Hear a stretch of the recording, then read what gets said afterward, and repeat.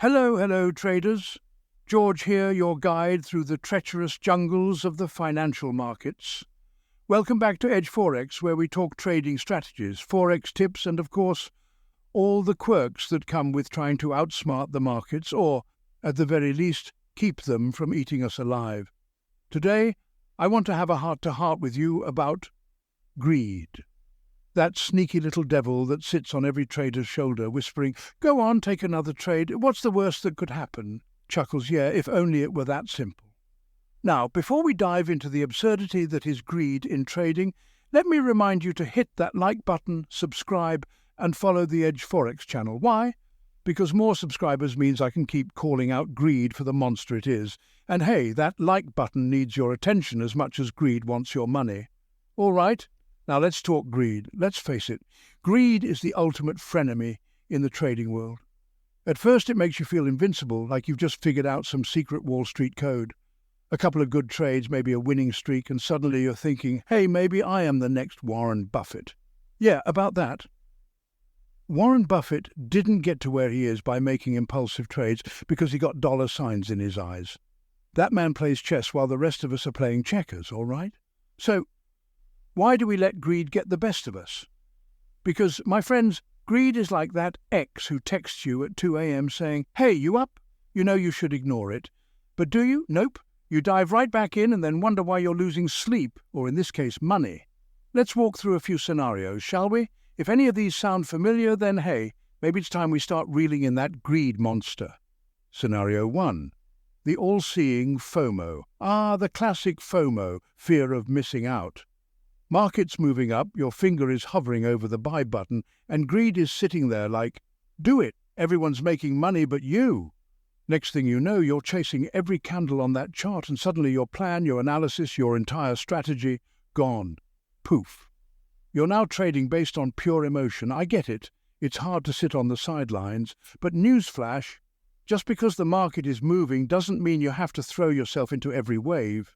It's like jumping into a rip current and hoping for the best. Spoiler alert, that doesn't end well either. And if you agree with me so far, hit that like button. Let the world know you've been there, because hey, misery loves company, right?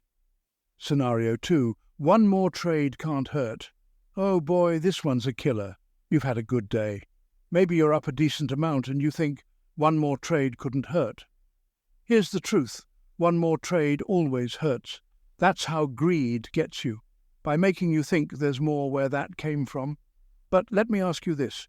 Do you really want to risk all your hard-earned gains on a last-minute what-the-heck trade? I'll tell you from experience that trade is like leftover sushi you find at the back of the fridge. It looks tempting, but there's a 99.9% chance it's going to make you sick. Quick note, if this sounds familiar, hit subscribe. You'll want to stay in the loop, because there's more where this came from. Scenario 3. Hodling with hope and a prayer. All right, here's another classic greed scenario. You get into a trade, things are looking good, and instead of taking profit when the time is right, you decide to let it ride. After all, it could go higher, right?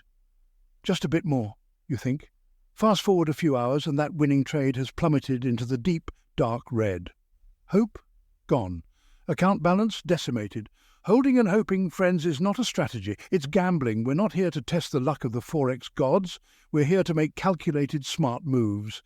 So how do we handle greed? First rule, know thyself. Greed thrives on impulsiveness. So every time you feel that urge to make an outlandish trade, take a step back and ask yourself, what's my plan here?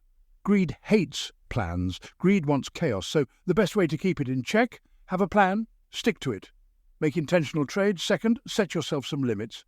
And I mean strict limits, because greed is like that friend who says, I'm only going to stay for one drink, and ends up passed out on your couch. Greed does not respect boundaries unless you force it to. Third, let's not forget that taking no trade is still a position. Sitting out can actually be the smartest move you make, but here's where greed sneaks back in and says, you're not making any money on the sidelines. To which I say, yeah, but I'm also not losing any money.